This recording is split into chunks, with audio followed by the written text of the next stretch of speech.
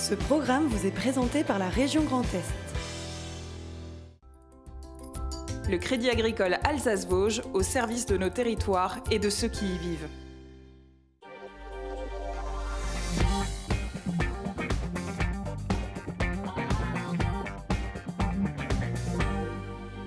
Madame, monsieur, bonsoir. Bienvenue pour une heure d'actualité. C'est du 100% Alsace, vous allez le voir, hein, du 100% régional. Et on commencera avec Borne. Une Alsace, c'est tout simplement Vera Bossia qui recevra Laurent Kopp et Régis Bertrand. Regardez ce qu'ils font, c'est étonnant. Delphine Vespizer sera avec un cerf-voliste. Il s'appelle Roland, il est évidemment fan de cerfs-volants. En route pour le COS, contournement ouest de Strasbourg, avec un spécial emploi et formation pour apprendre à conduire des engins de chantier. Et on recevra dans quelques instants Isabelle Formals, qui est la présidente de la fondation Aquatic Show, et elle va nous révéler le trio de tête de cette fondation et dont les prix seront remis demain soir. C'est une exclue pour Alsace 20. Avant cela, c'est le JT, Anna Britz.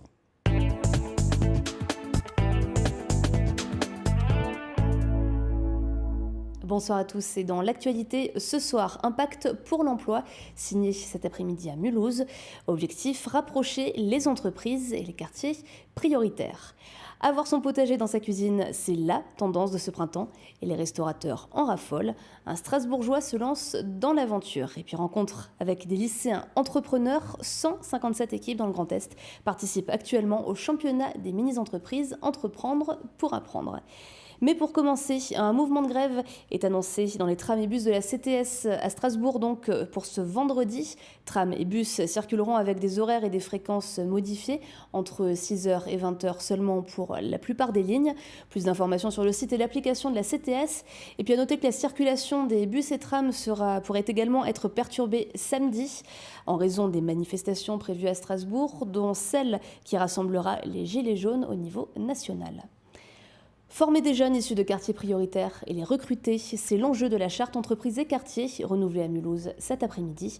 Depuis son lancement en 2016, 19 entreprises de l'agglomération mulhousienne ont signé des conventions d'engagement de ce type. Parmi elles, Melfort, la marque emblématique de vinaigre. L'entreprise devrait embaucher au courant de l'année 2 personnes issues de quartiers prioritaires de la ville. Notre quartier, qui est un quartier prioritaire, c'est le quartier d'origine de l'entreprise, donc on se sent un peu concerné aussi par l'avenir de ce quartier. On accueille régulièrement des stagiaires de 4e ou de 3e, SECPA, notamment du Jean Massé, parce que j'ai fait ma scolarité au Jean Massé, donc j'aime bien y retourner. On fait des interventions aussi dans le collège pour un peu expliquer la vie d'une entreprise aux plus jeunes. Ils sont frais, comme on peut dire, ils sont pleins de vie, ils sont sincères, ils veulent bien faire et ça apporte vraiment de la vie. Ils ont des fois de l'humour que nous on n'a plus toujours dans le travail, donc ils apportent cette dose d'humour et on apprécie vraiment d'avoir ces jeunes dans notre entreprise. 14 entreprises ont renouvelé leur engagement en signant une nouvelle convention nommée Pacte, et 7 nouvelles entreprises de l'agglomération mulhousienne ont rejoint le dispositif. Nous allons l'élargir à d'autres villes du département du Haut-Rhin, c'est-à-dire que ce ne sera plus seulement l'agglomération mulhousienne, mais également Colmar, Cernay, Saint-Louis. Et puis aujourd'hui, nous avons pour l'essentiel des grands groupes, parce que ça leur est plus facile, c'est normal, mais je les ai incités à ce qu'ils puissent faire des émules et qu'autour d'eux, soit dans leurs clients, leurs fournisseurs, leurs sous-traitants, leurs relations professionnelles, ils puissent aussi inviter des entreprises plus petites, des entreprises petites et moyennes. C'est un peu ce qu'on dit en agriculture, en alimentation, le circuit court. Ici aussi, c'est le circuit court. L'entreprise est proche des habitants qui sont autour et elle se destine de façon prioritaire à ces publics pour les aider à trouver une formation et un emploi. Des propos recueillis par Marine Zis. Un potager dans sa cuisine, cette idée, un Strasbourgeois l'a réalisée. Étudiant, il manquait de place pour jardiner. Il a alors créé le Pousse Légumes, une mini-serre qui peut s'encastrer facilement dans les cuisines. Elle permet de faire pousser tout type d'aromates et de plantes grâce à une technique de culture hors sol, un produit qui intéresse fortement les restaurateurs. Camille Roland.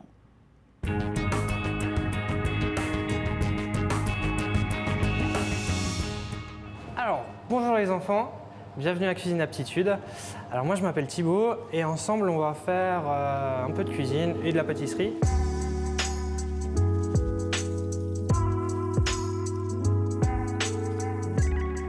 Depuis 2 ans, le chef Thibaut propose des ateliers dans sa cuisine.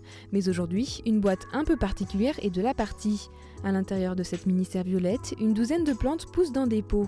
Ce potager électroménager encastrable permet aux restaurateurs d'avoir des jeunes pousses, des aromates, des mini-légumes et fleurs comestibles directement dans leur cuisine. C'est le côté pratique où on a les herbes dans la cuisine, puisque à Strasbourg, c'est vrai qu'on n'a pas la capacité d'avoir un jardin à portée. Notamment cet après-midi sur l'atelier avec les enfants. On va pouvoir chercher les herbes fraîches directement dans le pousse-légumes. Et je vais également pouvoir leur faire découvrir les herbes, voir s'ils les connaissent. Ça, c'est de la menthe, ok. Du coup, ça aussi, tout ça, c'est de la menthe. Ça, c'est du basilic, ok. Qu'est-ce qu'il y a d'autre? Ici poussent sauge, basilic, estragon, persil ou encore menthe. Des plantes communes, mais libre aux restaurateurs de faire pousser des plantes plus rares au goût atypique. Un moyen d'avoir des produits frais tout en réduisant le gaspillage alimentaire, le restaurateur ne coupe que ce qu'il utilise. Ça pourrait permettre de développer des pousses encore inconnues pour certains chefs par exemple. Et niveau coût également, c'est beaucoup plus avantageux parce que les micro-pousses, c'est quand même des produits qui sont relativement chers.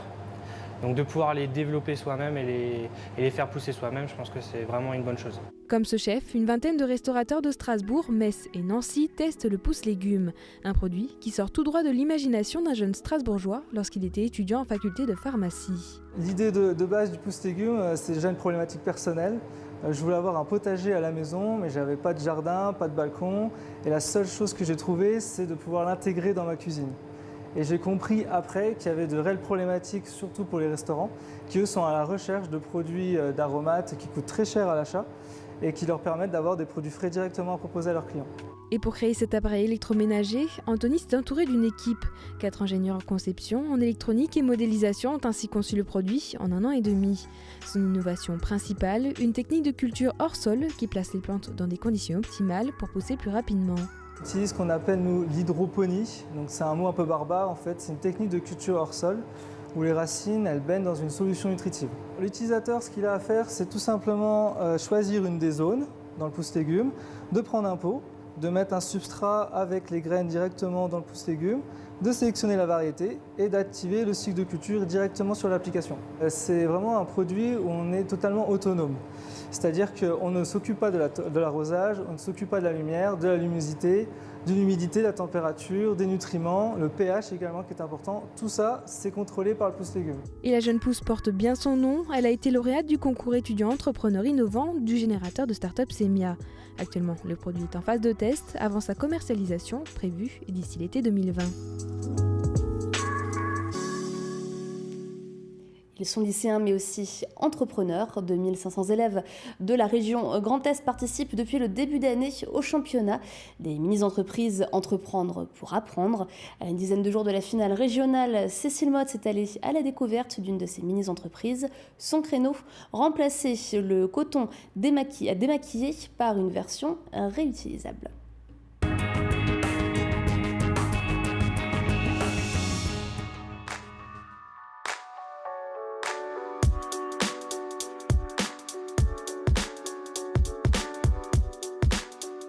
Moi, je fais partie du service communication marketing.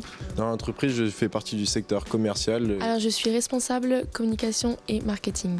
Ici, chacun son rôle. Du haut de leurs 15 ans, Rose, Antoine et Anaë sont certes lycéens, mais surtout à la tête d'une mini-entreprise. Dans le cadre d'un concours de l'association Entreprendre pour apprendre, ces élèves sont à l'origine de Cotenco et ils ont tout fait. Logo, matériaux, site internet, vente, leur produit est déjà commercialisé. Il s'agit de coton réutilisable pour se démaquiller ou simplement pour se laver le visage. On a regardé du coup ce qui pouvait plaire le plus et ce qui était faisable dans le social, économique et environnemental. À notre première vente, on a réussi à écouler tous nos stocks. Donc on était plutôt contents. Ça nous a beaucoup motivés. Voilà, donc on a écoulé 400 cotons en un mois. Donc c'est déjà un bon chiffre de départ. C'est une aventure et donc j'en suis fier bien sûr. Ça me donne des idées pour plus tard et aussi que de la conviction et de l'engagement, on peut mener toutes nos idées avec du travail aussi. Il leur a fallu 6 mois pour faire naître leur mini-entreprise, une aventure encadrée par leurs professeurs. Ils ont appris beaucoup de petites choses finalement qu'ils auraient appris, qu'on n'apprend pas à l'école en fait, qu'ils auraient appris le jour où ils se seraient mis à travailler dans une entreprise ou à faire leur premier stage. Voilà, comment on écrit un mail, comment on envoie un message, sur quel ton on doit répondre, à qui, comment est-ce qu'on doit s'adresser à nos partenaires, comment s'organisent des rapports de hiérarchie, comment s'organise le travail d'équipe. C'est vrai que c'est des choses qu'au final, ils font que très peu dans une scolarité normale, je dirais. En plus des valeurs humaines et qualités professionnelles comme l'écoute et l'entraide, les jeunes entrepreneurs ont dû trouver des partenaires. L'entreprise Grandir Nature leur fournit la partie microfibre, le tissu leur vient d'Emmaüs Mundolsheim et les liens avec l'association vont plus loin. 20% des bénéfices des ventes leur sont réservés. À Emmaüs, 3 personnes en réinsertion sociale s'occupent de la production. En 5 semaines, 1 millier de coton a été réalisé. C'est un des credos d'Emmaüs que d'allier l'économique, l'environnemental et le social. Ça fait partie de notre ADN à Emmaüs Mundo. Et donc on a été hyper réceptifs et on les a accueillis avec beaucoup de bienveillance. Les suites qu'on envisage nous, c'est évidemment de pérenniser cette activité-là, voire de la faire monter en capacité. Et ensuite, pourquoi pas, dans le cadre de nos futurs projets, développer d'autres projets autour de la couture, des projets plus créatifs encore à l'image de ces cotons démaquillants. Cette production va donc perdurer. Les élèves de seconde, eux, vont poursuivre leur aventure côté concours. Ils affronteront d'autres mini-entreprises régionales le 5 mai au Conseil de l'Europe.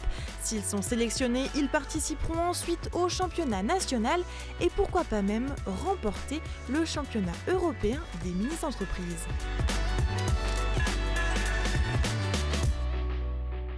Si vous souhaitez les rencontrer ou acquérir leurs lingettes, ils seront le 19 mai prochain à Weiersheim dans le cadre de l'éco-manifestation Basdorn à l'envers. Depuis plus de 3 siècles, le mobilier national a pour mission l'ameublement des bâtiments officiels de l'État. Il contribue ainsi à la transmission des savoir-faire en réalisant de nouveaux objets. Tout récemment, il a acquis 2 œuvres du photographe plasticien alsacien Ralph Samuel Grossmann. Elles servent de modèle à une tapisserie et un tapis. Nora Bouriois.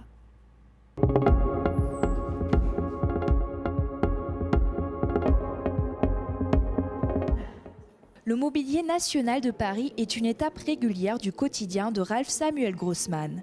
Photographe plasticien, il vient ici suivre la réalisation d'une tapisserie et d'un tapis, 2 objets aux motifs inspirés par des images de sa série Soleil des forêts. Ici, tout est fait entièrement à la main par des lissières. Quand on voit l'image en petit, que certains points de couleur sont très vifs, et donc je montrais ces points et elles étaient d'accord qu'elles pouvaient essayer par endroits de rajouter des fils de couleur très vifs qui vont donner un sentiment de lumière. Voilà. Donc c'est extrêmement intéressant comme collaboration parce que si vous voulez, moi j'apporte ma perception de l'outil photographique ou de l'image photographique et elles sont très professionnelles dans leur domaine de la tapisserie et donc elles amènent évidemment leurs propres solutions.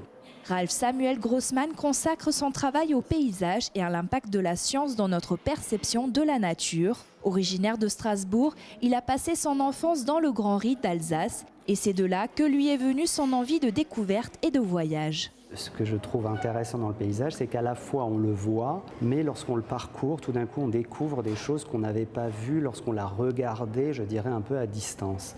Et c'est ça beaucoup qui m'a amené, je dirais, à la création. Alors après, bien sûr, j'ai travaillé dans une école d'art où j'ai été formé aux États-Unis, donc on apprend, je dirais, un peu à représenter le paysage d'une certaine façon en fonction de l'époque dans laquelle on vit. Il faudra encore 2 à 3 ans pour achever la tapisserie et le tapis. Une couleur inédite de vert, créée et utilisée par les lissières, portera même le nom de l'artiste alsacien. Une fois les créations finies, elles seront déposées dans des bâtiments officiels de l'État pour exposer le savoir-faire de l'art français.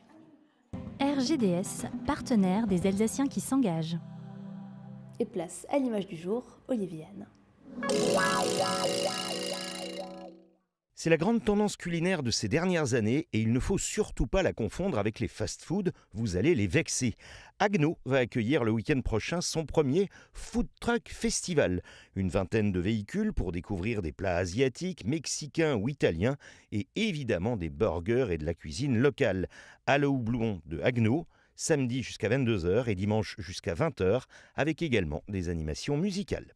Voilà, c'est une info sympa d'Olivier Anne. Merci beaucoup Anna. Et on accueille le plateau alsacien. Venez nous rejoindre Vera, Isabelle Formals, présidente de la Fondation Aquatic Show. Venez sur ce plateau Régis Bertrand et Laurent Kopp, fondateur de Born in Alsace. On va découvrir de la vraie créativité alsacienne, tout cela après la météo. Synchro, c'est nouveau et près de chez vous. 3 métiers rassemblés, un objectif partagé, gagnez votre sérénité. Pour nous connaître, synchro-imo.fr.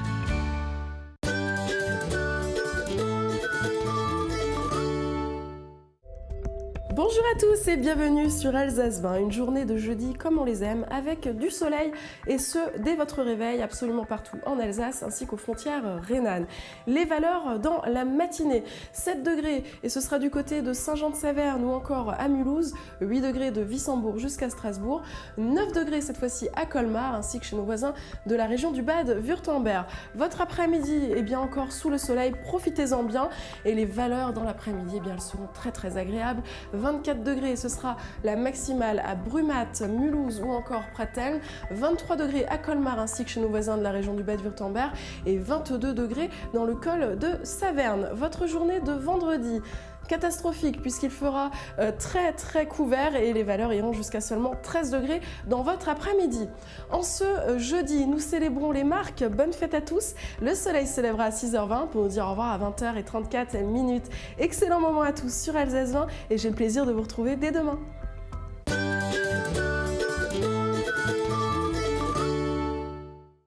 Synchro, c'est nouveau et près de chez vous. Venez nous rencontrer à Strasbourg, à Haguenau, Mulhouse et bientôt à Colmar ou sur synchro-imo.fr. Et l'invité ce soir de 24 ans en Alsace, Isabelle Formals, comment allez-vous ? Bien, merci vous-même. Eh bien, écoutez, en grande forme, vous êtes la présidente de la Fondation Aquatic Show. J'ai ce flyer, cette invitation à la cérémonie qui aura lieu demain avec ce monsieur. Voilà, ce monsieur, c'est quelqu'un de tout à fait à part, Tommy Ungerer, et il a compté beaucoup pour la Fondation Aquatic Show. Oui, absolument. C'est lui qui est à l'origine de la création de cette fondation. Je crois que c'était une manière un petit peu pour lui de marquer son attachement à l'Alsace, une manière parmi d'autres. Et parce que je crois que c'est toujours resté sa mère patrie, même s'il vivait une partie du temps en Irlande. Quand vous revoyez ces images, c'était il n'y a pas longtemps, vous y étiez d'ailleurs, oui. Le président Emmanuel Macron qui lui remettait les insignes de la Légion d'honneur quelques mois avant sa mort, moment particulier quoi. Oui, c'est un moment particulier, bien sûr. Il y en a eu d'autres. Enfin bon, c'était un moment très émouvant, un moment solennel. Mais il y a eu des moments, je dirais, un petit peu plus intimes que je retiens peut-être davantage. Voilà. Avec Tommy Ungerer qui sera évidemment très présent. Demain soir, ça se passera à l'hôtel Hilton. Ça existe depuis 10 ans maintenant, cette fondation Aquatic Show. Oui, elle existe depuis 10 ans, mais en vrai, c'est la 9e édition, parce que la première année, nous avions à l'époque le contrat à Shanghai pour l'exposition universelle. Et donc, on n'avait pas trop le temps de s'occuper de la fondation. Donc, c'est la 9e édition cette année. Et c'est vrai que c'est une grande fierté pour nous. Voilà, il y aura du beau monde demain. Combien de dossiers, parce que vous êtes la présidente, donc il faut éplucher un petit peu tous les dossiers, etc. Ouais. Combien de dossiers ont été présentés cette année ? En moyenne, on a environ une centaine de dossiers, une centaine de candidatures chaque année, oui. Voilà. Qu'est-ce que vous mettrez plus en avant, des personnalités ou plutôt des projets ?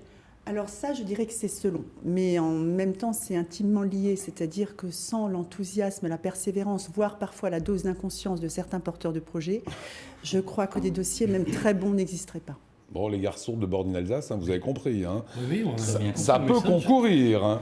On va commencer avec le palmarès. Et c'est Alain Fersler, qui est le président de la fédération du club vosgien. Oui. Pourquoi mettre toute cette fédération alsacienne en avant ? Alors écoutez, c'est déjà une association qui existe depuis le 19e siècle. Ce n'est pas rien. Elle est constituée de 33 000 membres, dont 1200 actifs. Alors, on les connaît surtout pour la randonnée pédestre, mais c'est aussi eux qui s'occupent du balisage des promenades dans tout le massif vosgien et qui s'occupent de l'entretien des sentiers. C'est quand même à peu près 20 000 km de sentiers qui sont entretenus chaque année. Et ça représente, je crois, j'avais lu ça, 75 000 heures de travail pour des bénévoles, pour 1200 bénévoles. Je crois que c'est vraiment un acteur incontournable dans le domaine économique et touristique pour la région. Alors leur credo, il est intéressant, c'est œuvrer pour le développement du tourisme en balisant des sentiers de randonnée et rendre le massif des Vosges accessible à tous. Oui. Joli. C'est chouette. Voilà, ça veut dire qu'on peut après bien se balader 20 000 km de sentiers. Ça, c'est pour l'un des premiers lauréats. Autre personnalité, c'est Hervé de Haro. D'abord, dites-nous qui est Hervé de Haro. Alors Hervé de Haro, c'est le directeur de France Bleu Alsace et France Bleu Alsace. C'est quelqu'un qui vient de Nice, mais c'est une personne assez extraordinaire parce que je crois qu'elle est tombée sous le charme, il est tombé sous le charme de l'Alsace et depuis il est devenu militant bien davantage que certains Alsaciens. Donc il est à l'origine avec l'OLCA, enfin France Bleu et l'OLCA sont à l'origine d'un concours qui s'appelle Stimme. Alors l'OLCA, je ne sais pas si tout le monde sait ce que c'est l'organisme pour les langues, la culture d'Alsace et de Moselle. Exactement. Voilà. Qui promeuve notamment Stimme. Alors on a un petit extrait de Stimme en régie, les garçons, si vous pouvez nous le passer.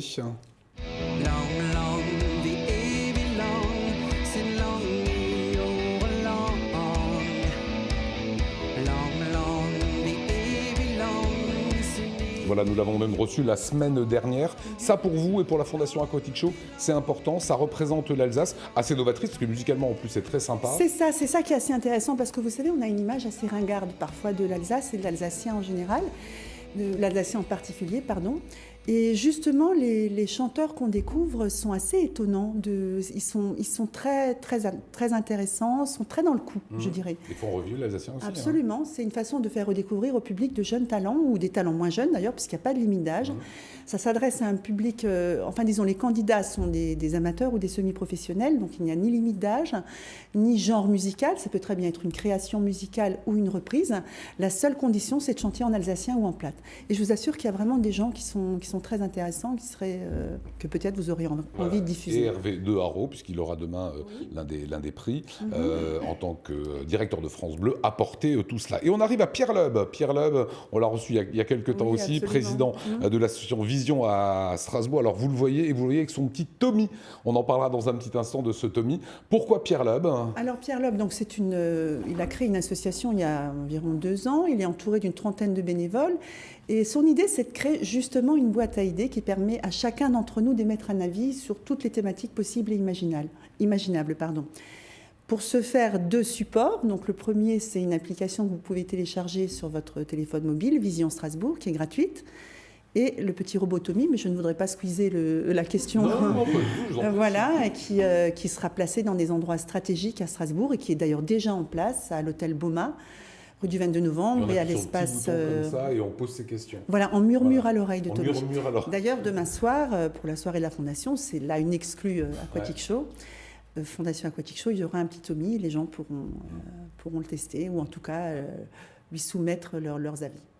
Donc on peut lui exposer nos problématiques et c'est un projet novateur que vous suivez. Voilà, parce que l'idée en fait c'est que chacun émet son avis sur tout un tas de sujets. Ensuite ces idées, ces suggestions sont recoupées, soumises au vote et les plus percutantes ou les plus récurrentes sont ensuite transmises aux autorités concernées pour que grâce à ces informations, elles puissent améliorer le quotidien des citoyens.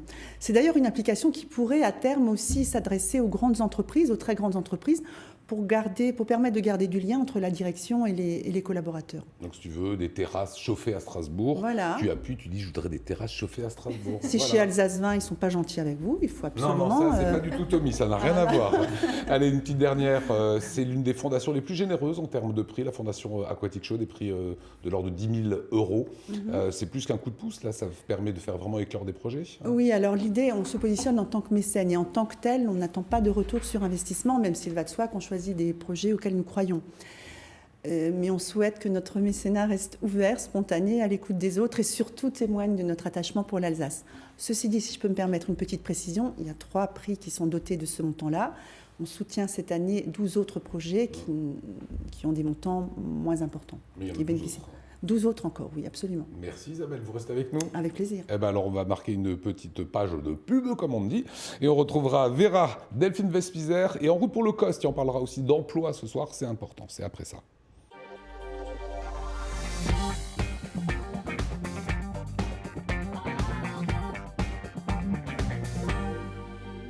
Et place à présent au Vera Lifestyle.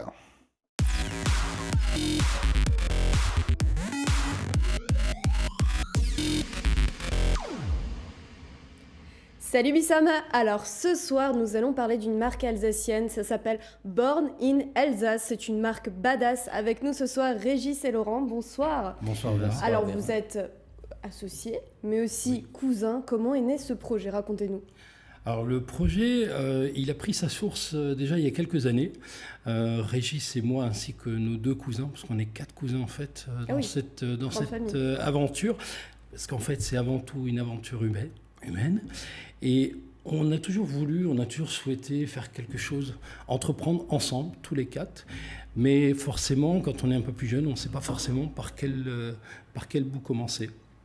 Et il y a 2 ans, avec Régis, on a eu cette idée de créer un produit avec une identité très forte, une identité alsacienne, affirmée, donc Born in Alsace. Alors je peux vous dire que le nom n'a pas été simple à trouver, parce qu'il fallait quelque chose qui soit à la fois qui ait du punch et qui correspond bien à l'image qu'on avait envie de donner au produit. Et c'est quoi le concept? C'est quoi le positionnement alors de la marque? Alors le positionnement, il est simple. C'était tout d'abord proposer une alternative à ce qui existe déjà.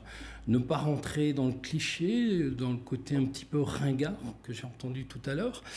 Donner une image vraiment moderne à cette cigogne, parce que la cigogne, c'est notre emblème. Lui donner un côté jeune, la rafraîchir un petit peu, la rendre un petit peu plus agressive, mais plus toujours rock. Dans le bon, plus rock surtout. Ouais, rock, ouais. Voilà, et Born in Alsace et cette naissance en fait. Comment vous choisissez les designs? Parce qu'on en voit un, alors il a un petit, c'est un petit casque d'aviation. Alors bomber le torse encore un peu. Ça c'est un clin d'œil en fait au salon auquel on va participer, Eva Day, qui a lieu ce week-end, le 27 et 28 avril, qui est donc le salon de l'aéronautique et des voyages. Et c'est pour ça qu'on a voulu en fait coller au thème du salon et proposer donc un design en correspondance. C'est qui les réalise? Alors c'est un des cousins ou... Je t'en prie, Régis. Donc on réalise ça avec un artiste local qui est basé à côté de Duttenheim, qui nous fait tout ce qui est graphisme, et après on valide ça entre cousins. Vous faites des propositions et puis après... C'est-à-dire qu'on va surtout définir au départ un cahier des charges, une idée de base, on va même faire partir d'un croquis, on va s'inspirer aussi de ce qu'on peut trouver sur le net. Voilà, et on fait une espèce de pêle-mêle qu'on va ensuite donner à notre graphiste, qui lui va s'inspirer de ce qu'on lui donne. Surtout lui aussi est alsacien, donc ça aide énormément, parce que pour tout vous dire au départ, on a essayé de travailler avec des designers étrangers, mais là c'était beaucoup. Mais ils étaient moins imprégnés. Born in Alsace, c'est Made in Alsace, c'est encore mieux. C'est exactement ça. En termes de prix, ça représente quoi? Donc je vais vous expliquer la gamme de prix. Levez-le, qu'on le voit. Donc sur le micro. Le t-shirt... T-shirt Born in Alsace, not in Grand Est. Voilà, ça c'est ça, message subliminal. Petit clin d'œil au Grand Est, on n'a rien contre le Grand Est, mais je vous confirme qu'on est bien Born in Alsace. Le t-shirt femme est à 24,90 €, t-shirt homme également 24. Ça s'appelle un produit d'appel avec le 90 centimes. Oui, 24,90, oui, on aurait pu dire 25, mais on a dit 24,90. 24,90. Ensuite, vous avez les suites enfants qui sont à 32,90 € et les suites pour adultes qui sont à 39,90 €. Et où est-ce qu'on peut retrouver tous vos produits alors? Alors sur notre site, évidemment, donc le site www.borninalsace.com, voilà, sur lequel vous allez retrouver l'intégralité de nos produits. Et après, on va surtout démarrer, encore une fois, Eva Day, c'est notre premier salon, mais ce sera loin d'être le dernier cette année, puisqu'on a beaucoup de prévus. C'est pour nous l'occasion aussi d'aller à la rencontre du public, de nos futurs clients. Eh bien, écoutez, il y a le salon qui s'affiche à l'écran. C'est là où vous allez retrouver nos camarades. En tout cas, chapeau pour ces créations. Une petite actu, Vera, autre ? Alors, en tant que future maman, je fais vraiment beaucoup plus attention à tout ce que je consomme et c'était l'occasion de découvrir cette boutique assez unique en Alsace. Il s'agit de la boutique Coda qui propose des produits cosmétiques bio et vegan qui sont non testés sur les animaux. Alors, de la composition en passant par l'emballage, le transport, il n'y a rien qui n'est laissé au hasard pour une consommation plus responsable. Alors, quelques exemples de produits. Ils font par exemple des lingettes lavables, une alternative aux 1500 cotons démaquillants utilisés chaque année, ou encore des copeaux de savon de la marque alsacienne Sopi, grâce à laquelle vous pouvez confectionner votre propre lessive naturelle. Vous trouvez également des serviettes hygiéniques lavables qui sont assez girly, qu'on a vu tout à l'heure en image. Voilà, plein d'idées, un très bon rapport qualité-prix puisque la moyenne en général se situe en dessous de 20 €. Donc allez découvrir vraiment ce concept qui se trouve 5 rue du Chaudron à Strasbourg. Et un petit coup de cœur rapide ? Alors sur Facebook, on voit tout et n'importe quoi, et surtout n'importe quoi. Il y a une image qui m'a vraiment fait rire ce ce week-end. Regardez, image rare d'un requin marchant sur un Lego. Voilà, ne me demandez pas pourquoi, je l'ai trouvé très drôle. Voilà pour cette rubrique que vous retrouvez bien évidemment sur l'adresse qui s'affiche, le veralifestyle.com. Merci beaucoup Vera, merci à vous les camarades. Bonne route avec ce borne in Alsace. Et je rappelle que la Fondation Aquatic Show, eh bien Isabelle Leformel, vous remettrez les prix demain soir. Absolument. Allez, on va parler d'emploi dans un petit instant avec En route pour le COS, conducteur d'engin notamment. Avant cela, c'est Delphine Despizer.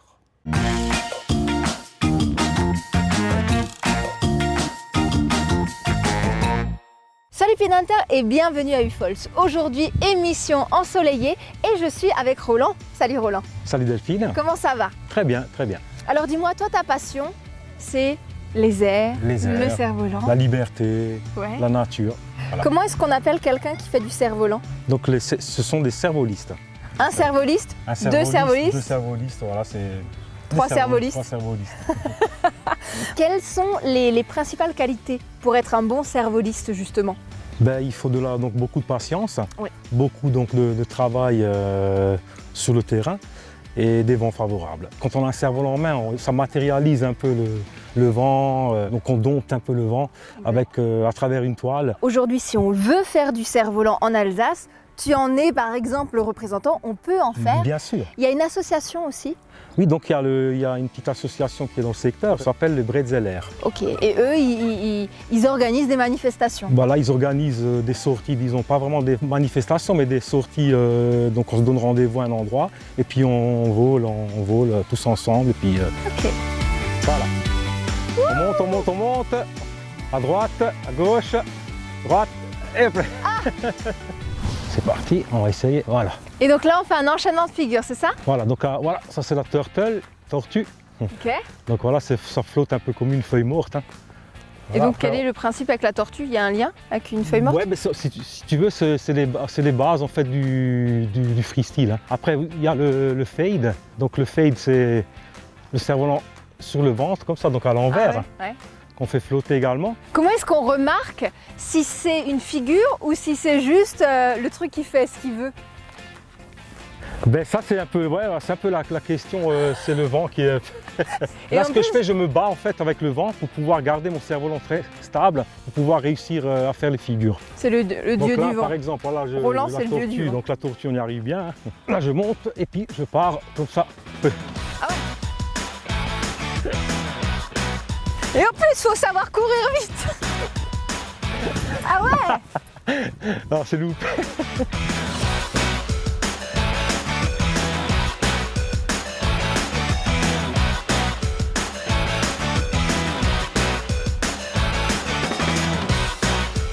Quelle est la meilleure période pour faire du cerf-volant dans l'année? Il y a tout le temps des vents. Il y a toujours des surtout vents. en Alsace, c'est super parce que c'est des vents très changeants. Au niveau technique, on apprend bien parce qu'on gère le vent vraiment. C'est des vents très difficiles. Ici, il y a de la recherche en fait. C'est vraiment à étudier les vents, avancer, reculer. Et puis là-bas, quand on est sur place, on impressionne les gens parce qu'on Ah ouais. on arrive à faire les super figures. Quoi. C'est l'Alsace quoi. Oui, voilà, mais c'est ça le qui est bien. hein. Top C'est- niveau.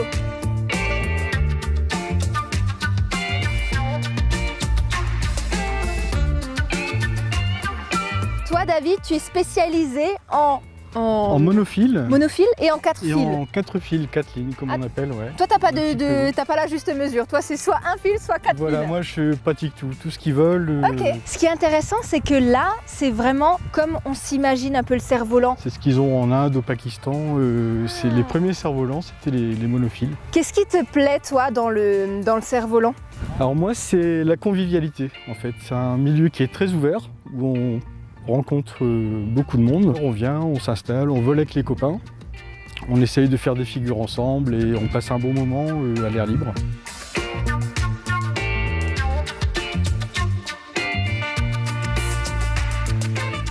C'est attachant. C'est mignon. C'était très poétique ce moment. Encore, encore. Moi, je me rapproche pas, hein.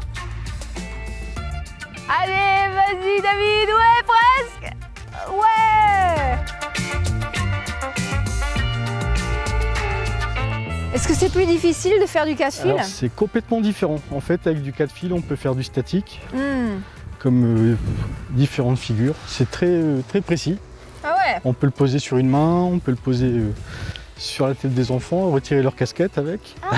Ah bah Roland, tu tombes bien. En tout cas les garçons, je voulais vraiment vous remercier pour ce moment aérien, c'était très sympa. Et nous on se dit mort rescuette et à bientôt.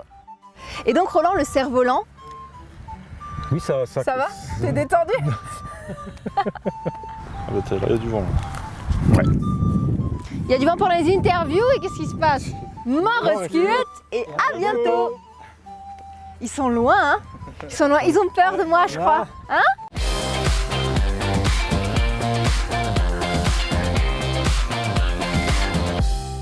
Et bienvenue dans le magazine En route pour le COS. Chaque mois, Alsace 20 vous propose des experts de ce chantier hors norme. Ça fait quelques mois qu'on évoque, mais on n'avait pas encore parlé d'emploi. Ça va être le cas aujourd'hui avec Stéphanie Fauconnier. Comment allez-vous? Très bien, merci. Soyez la bienvenue. Vous êtes responsable des ressources humaines à la SOCOS. Valérie Colella, bienvenue. Bonjour, merci. Vous, c'est Pôle emploi que vous représentez ce soir. Vous êtes la directrice de l'agence Pôle emploi à Haute-Pierre. Et on va s'intéresser aujourd'hui à l'emploi. Est-ce qu'on peut dire, Stéphanie, que vous êtes, basé à Dutlenheim et que vous êtes l'une des toutes premières recrues du contournement ouest de Strasbourg? On peut le dire, presque oui. Ça s'est fait comment? Vous avez vu que le chantier allait se faire? Vous vous êtes dit, je vais postuler? J'ai vu l'annonce en fait sur Internet, Pôle emploi, je crois bien. Et j'ai postulé, oui, tout à fait, puisque je me suis dit que le code, ça fait très longtemps qu'on en parle. Enfin, ouais. Avant, c'était le GCO, donc oui, c'était un chantier qui m'intéressait, donc du coup, j'ai décidé de participer à l'aventure. Oui. C'est un beau chantier, une belle aventure pour vous. Vous êtes aujourd'hui responsable des ressources humaines. Le COS, contournement ouest de Strasbourg, c'est combien de personnes actuellement, on sait? Alors actuellement, il y a à peu près 600 personnes qui interviennent sur le chantier, toutes entreprises confondues. Donc on compte là les prestataires, les sous-traitants, toutes les personnes qui interviennent vraiment sur le chantier. Voilà, et on va voir qu'en juillet-août, ça bosse beaucoup sur les chantiers, évidemment, en fonction du temps, et que vous avez de vrais besoins. Valérie, Pôle emploi a signé une convention avec Vinci. On va découvrir ces images, hein. Il y avait du beau monde. C'est quoi le contenu de cette convention? Alors, comme nous sommes plusieurs partenaires à intervenir au niveau de l'emploi sur le territoire, il était important qu'on sache qui fait quoi. Donc effectivement, quand Madame Fauconnier est venue nous voir à Pôle emploi il y a quelques mois, hein, ça fait quasi, on va dire, une dizaine de mois, pour nous dire, voilà, on va embaucher pour ce chantier-là, est-ce que vous seriez prêts à nous suivre dans cette aventure? On a réfléchi donc à cette convention ensemble et aux partenaires avec lesquels on travaille, le conseil départemental, la région Grand Est, l'État, bien sûr, pour savoir qui fait quoi. Donc l'interlocuteur principal de l'entreprise, donc c'est Pôle emploi. Donc c'est l'équipe d'Haute-Pierre, hein, puisque nous sommes 7 Pôle emploi sur Strasbourg, et c'est l'équipe d'Haute-Pierre, l'équipe entreprise, avec 3 conseillers qui travaillent en direct avec Madame Fauconnier. Et nous avons les offres d'emploi, nous traitons les offres d'emploi, nous invitons les demandeurs d'emploi avec les partenaires, donc le conseil départemental qui s'occupe des bénéficiaires du RSA, Cap Emploi qui s'occupe des travailleurs handicapés. Il peut y avoir des personnes en reconversion qui peuvent travailler sur les chantiers et d'autres partenaires. Et vous travaillez maintenant de concert donc avec Stéphanie Fauconnier. Voilà. Alors Vinci, Pôle emploi, la région et le département engagés notamment pour former des conducteurs d'engins de chantier. C'est une formation, vous allez le voir, qui se déroule sur la base vie de Duttenheim. Reportage Mathieu Chambillard. Des salles de classe avec vue sur le chantier et des travaux pratiques à coût de 35 tonnes, c'est le menu de ces 10 semaines de formation. En classe, on prépare les différents permis sur ces engins et tout ce qui va avec, de la mécanique à la sécurité. Et au bout de 6 semaines, direction le terrain. Ici, les élèves prennent en main les engins et évoluent comme sur un vrai chantier. Nous, on va leur donner donc un professionnalisme dans la conduite d'engins, avec des engins mis à leur disposition pendant la période de formation, qui sont les engins qu'ils conduiront après sur le site, donc vraiment des engins adaptés. On aura le personnel formé en amont à nos engins et à nos méthodes de travail. Près d'une centaine de personnes passeront par cette formation qui est échelonnée au gré des besoins du chantier. Ces stagiaires viennent de tous les horizons, mais avec une motivation commune, valider une formation qualifiante. Moi, j'aime travailler dans la nature, travailler dehors. C'est ça qui m'a donné envie de bosser et avoir un emploi stable. Afin, après le contrat, je peux être intégré dans une autre entreprise aussi, parce que ça sera un bon CV pour moi. Les stagiaires qui valident leur formation enchaînent avec un contrat et sont intégrés directement aux équipes sur le chantier. Les premiers d'entre eux, arrivés en début d'année, sont ainsi déjà à l'œuvre. La chance qu'auront ces stagiaires aujourd'hui, futurs salariés, c'est d'avoir des contrats CDI de chantier, puis après pourront travailler sur d'autres chantiers et rappelés bien sûr par Vinci s'ils sont mobiles France entière. Une formation et une expérience aujourd'hui précieuses dans un secteur toujours en grande tension. Voilà, Valérie Colella, chaque semaine, il y a maintenant des gens qui sont sur le chantier. Gros avantage, c'est qu'ils pourront trouver du travail après, c'est-à-dire ils vont travailler pour Vinci, pour Socos, sur le COS. Une fois que ce sera terminé, ils pourront continuer à travailler ailleurs. Le bâtiment est dit un métier en tension, ainsi que les travaux publics.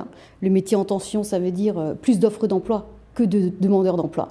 Donc c'est vrai que c'est un domaine d'activité dans lequel on met en place des formations, on finance les formations avec la région, pour justement pouvoir éviter à ce que ces demandeurs d'emploi soient à nouveau inscrits à Pôle emploi, mais trouvent du travail après. C'est ce que vous êtes en train de faire. Stéphanie, il y a une vraie volonté de faire travailler les Alsaciens, cet écosystème alsacien ? Le chantier étant implanté en Alsace, eh bien c'est vrai qu'on a cette volonté en fait, chez Vinci de privilégier le bassin local en privilégiant du coup, les emplois et les embauches alsaciens du coup.